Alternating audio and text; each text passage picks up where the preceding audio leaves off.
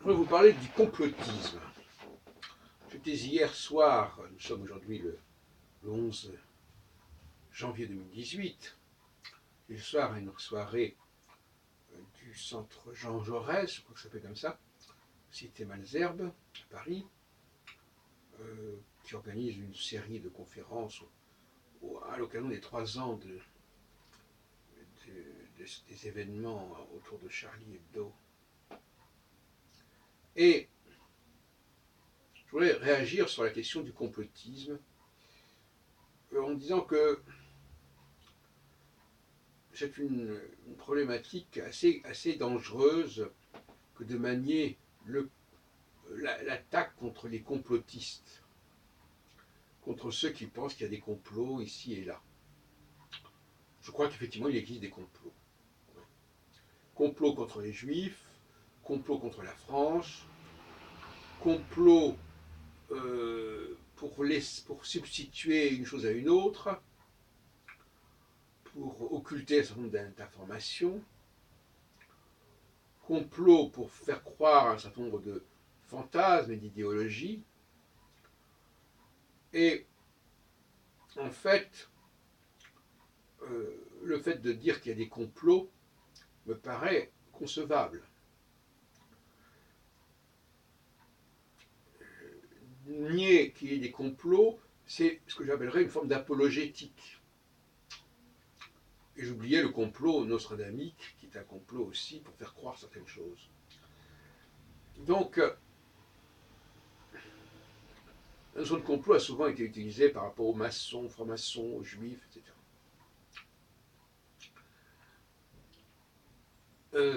On peut, à mon avis, tout à fait légitimement parler d'un complot dans tel et tel cas. C'est ce que j'appellerais une approche critique par opposition à une approche apologétique. Alors on nous a fait des statistiques, on a délivré à cette soirée des statistiques, notamment un certain Jérôme, qui est bien connu, qui va souvent sur CD, c'est dans l'air,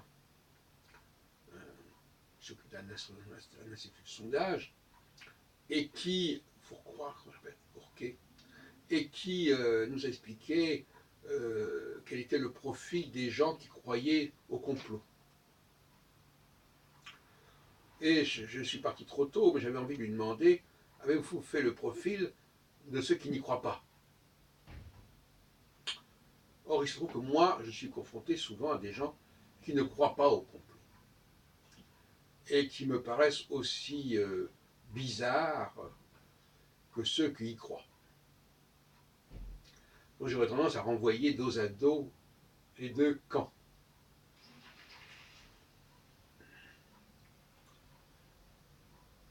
Oui, il y a des complots. Il y a des complots, il y a des impostures qu'il faut dénoncer, il y a des substitutions dans toutes sortes de domaines,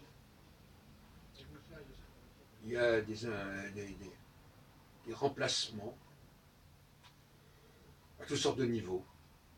J'en ai parlé, je n'ai pas cessé d'en parler. Alors, est-ce que je suis moi-même un complotiste quand je dénonce des manipulations, des interpolations, des contrefaçons dans le domaine de Nostradamus, dans le domaine du féminin, dans le domaine de la langue, dans le domaine de l'astrologie, dans le domaine politique, etc. Est-ce que je suis complotiste? Je me suis senti un peu visé, j'ai pas eu le temps de m'exprimer, parce que j'ai autre chose à faire, mais bon, il me semble que, effectivement, on peut dire qui sont les gens qui croient au complot, quels sont les gens qui ont entendu parler de certaines thèses complotistes, parce que c'est pas tout la même chose, qui sont les gens qui croient qu'on nous cache la vérité, etc. etc. Et c'est vrai qu'on peut voir que, d'une manière générale, je dirais que aussi bien les pires complotistes que les pires anticomplotistes ont à peu près le même profil. Hein. Le déni d'un certain nombre le complot, c'est quelque chose qui est marquant, notamment, je sais pas, moi par exemple chez les chrétiens, remettre en question certaines choses, dire que les choses ont été transformées, trafiquées, ça leur apparaît comme un complot, et en même temps, ils sont sur la défensive, et ils veulent à tout prix bec et ongles, contester qu'on puisse s'attaquer sur tel et tel point. Donc ça les arrange bien qu'il y ait qu'on parle de complotistes. Ça arrange beaucoup de monde qu'il y ait des complotistes. Et puis il y a la question des fake news, des fausses nouvelles. Mais le problème, c'est que les complotistes aussi dénoncent des fausses nouvelles. Donc le complot est une fausse nouvelle. Dire qu'il y a un complot est une fausse nouvelle, euh, mais ça n'empêche pas qu'il puisse y avoir des fausses nouvelles. Comme on dit, c'est comme les paranoïas, ils peuvent très bien euh, avoir des ennemis tout en. C'est pas forcément imaginaire. Bon, ça, c'est aussi un faux débat. Parce que.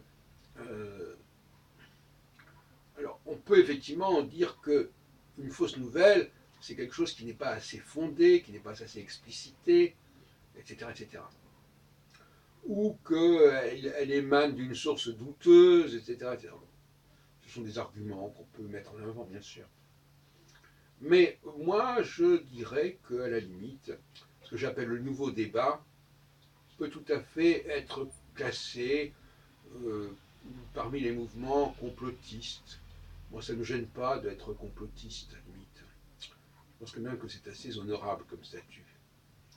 Euh, alors donc, finalement, je crois que c'est un combat d'arrière-garde, l'histoire d'attaquer les complotistes, parce qu'il y a certainement beaucoup à faire dans ce domaine. Alors, bien évidemment, il y a certainement des excès, des aberrations dans les thèses complotistes, ça va de soi. Mais c'est comme la question du négationnisme, etc. Mais moi, je n'interdis à personne de développer telle ou telle thèse, et surtout pas à moi-même, bien sûr. Et je considère que dans bien des cas, il y a anguille sous roche, et que ça vaut la peine de le discuter. Alors maintenant, si parce que dès qu'il y a quelque chose qui vous gêne, vous parlez du complotisme, ça va un peu trop loin. Donc je persiste, je signe. Oui, je crois que ceux qui nient les complots ne sont pas meilleurs que ceux qui les affirment, et même souvent ils sont moins intelligents, ils sont sur la défensive, et ils veulent maintenir leur doxa, leur conviction à tout prix, et donc l'argument du complotisme, ça les arrange bien.